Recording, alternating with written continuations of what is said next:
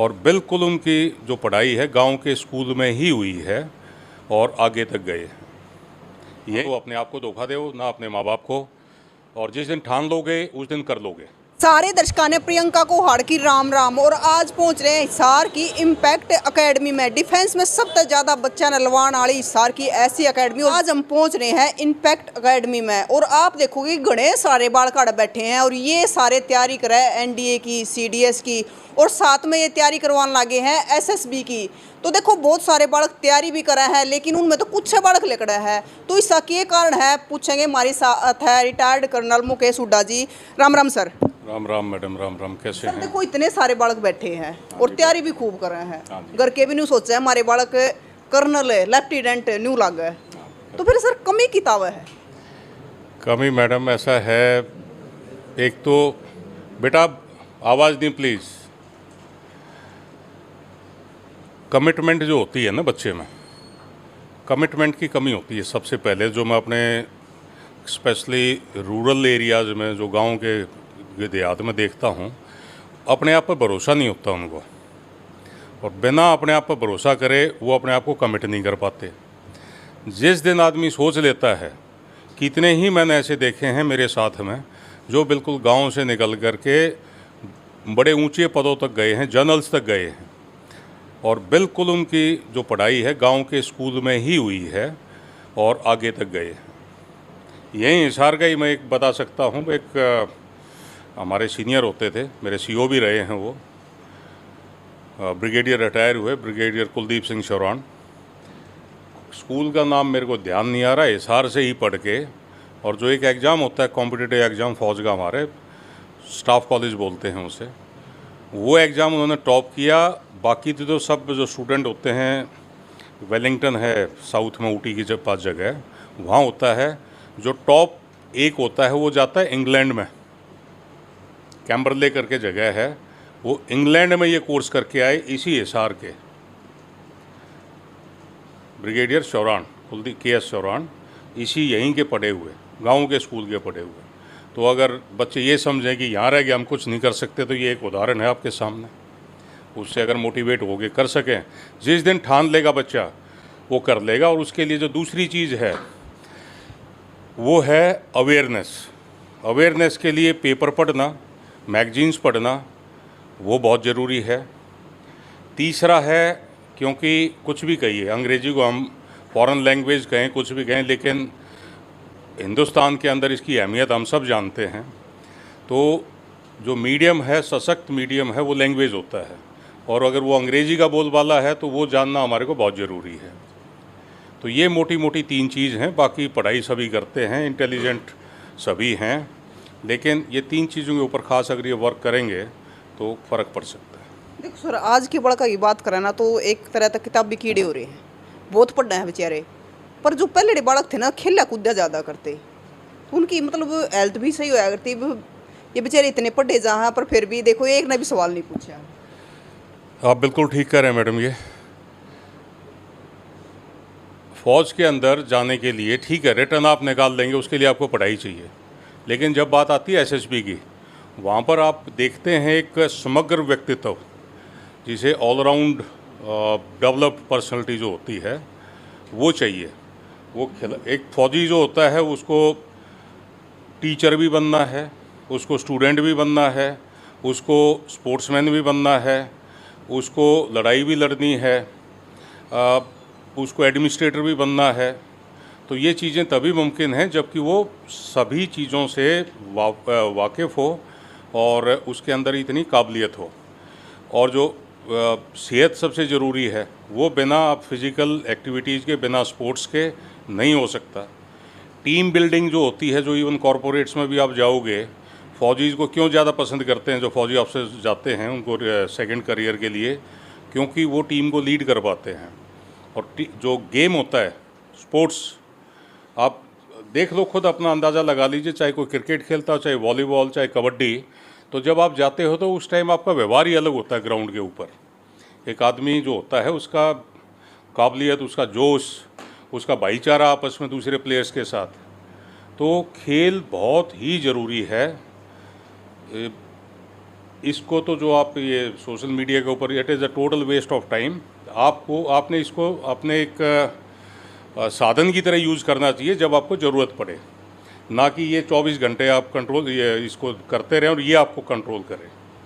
तो बच्चों ने, मैं चाहूँगा कि ये जा कर के अपना दिन का कम से कम 1 घंटा सुबह भाग दौड़ के लिए और शाम का 1 घंटा किसी खेल के लिए, ये 2 घंटे आपने ज़िंदगी में अपना दिन पर दिन देना चाहिए। इवन सिर्फ शुरुआत में ही नहीं, पूरी ज़िंदगी।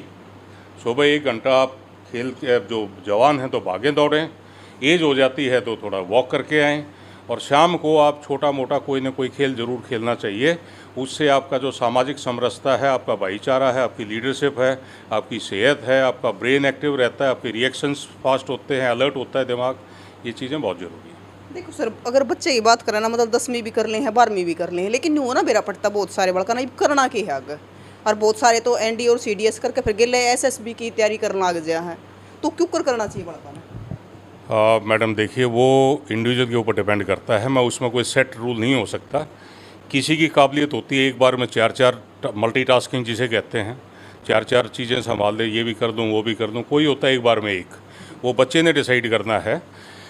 लेकिन ज़रूरी है कि उसने जो उसका इंटरेस्ट है वो उसकी तरफ जाए तो आसान रहेगा उसको, और सिर्फ आसान अचीव करने में नहीं रहेगा बल्कि आगे भी उसकी ज़िंदगी खुश रहेगी। अपने जो आउट ऑफ इंटरेस्ट अगर कोई चीज़ वो माँ बाप के कहने से ले लेता है तो दुखी रहेगा और वो प्रोग्रेस भी नहीं कर पाएगा, क्योंकि वो बस मैनेज ही कर पाएगा। अगर वहाँ हो भी गया, वो एक्सेल नहीं कर पाएगा। अपने इंटरेस्ट के हिसाब से वो फील्ड को डिसाइड करे, फिर ये वर्कआउट करे। अच्छा, मैंने ये डिसाइड किया है, अब इस रास्ते तक पहुँचने के लिए मैंने रास्ता कौन सा लेना है, मैंने क्या क्या करना है, क्या क्या इसमें इन्वॉल्व होगा, कितनी पढ़ाई की ज़रूरत पड़ेगी, वो सब मालूम होता है। उसको अपना साइंटिफिकली वर्कआउट करे और उस हिसाब से फिर उसमें अपने एफर्ट्स पुट इन करे। अभी क्योंकि अगर वो फ़ौज की तरफ जा रहा है, वो डिसाइड कर रहा है जाना, तो फिज़िकल फिटनेस भी ज़रूरी है। उसको आपका मैथ्स और जो दूसरे सब्जेक्ट हैं उसमें पढ़ाई भी ज़रूरी है। तो दोनों फील्ड में काम करना पड़ेगा उसको। ऐसा नहीं है कि सिर्फ पढ़ाई से काम चल जाए। तो वो बच्चे का अपना दिमाग और समझ रहती है, लेकिन इसमें मोटी चीज़ यही है कि अपना इंटरेस्ट का फील्ड चुने, और दूसरा उसमें अपना पूरी कमिटमेंट के साथ अपने पूरे एफर्ट्स लगाए, तभी वो कामयाब हो सकता है। अदरवाइज़ तो पट्टी बांधने वाली बात है कि माँ बाप को दिखाने के लिए। आपने पिक्चर देखी होगी ना, कौन सी आई थी अभी, सिविल सर्विसेज वाला था ना, क्या नाम था उसका, 12 फेल, है ना। उसके अंदर 2 कैरेक्टर दिखा रखे हैं, देखी होगी। 2 कैरेक्टर्स हैं। एक वो है जो बहुत ही बिल्कुल अनाड़ी, जिसको मालूम भी नहीं कोई सिविल सर्विसेज नाम का एग्ज़ाम है और ना वो फाइनेंशियली साउंड है। एक कैरेक्टर वो था। दूसरा कैरेक्टर वो था जिसको मालूम भी है, जिसके पास रिसोर्सेज भी हैं, लेकिन अंत में रिजल्ट क्या रहा है वो आपको मालूम है। तो ये कि उदाहरण है बेटा, और ये सच्ची स्टोरी है बाय द वे।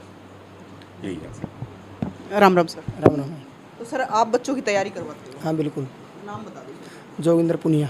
तो सर एक चीज़ बताओ, जैसे एनडीए की बात करें और कोसी के बच्चे टेस्ट भी पास करते हैं, लेकिन बात आओ जब इंटरव्यू की जो 5-6 दिन का हुआ है उसमें बालक निकाल ले जा, बहुत सारे तो मतलब फर्स्ट डे को ही निकाल दिए जाते हैं। देखो कि स्टार्टिंग में क्या रहता है, इसमें बच्चा वेल प्रिपेयर्ड नहीं होता।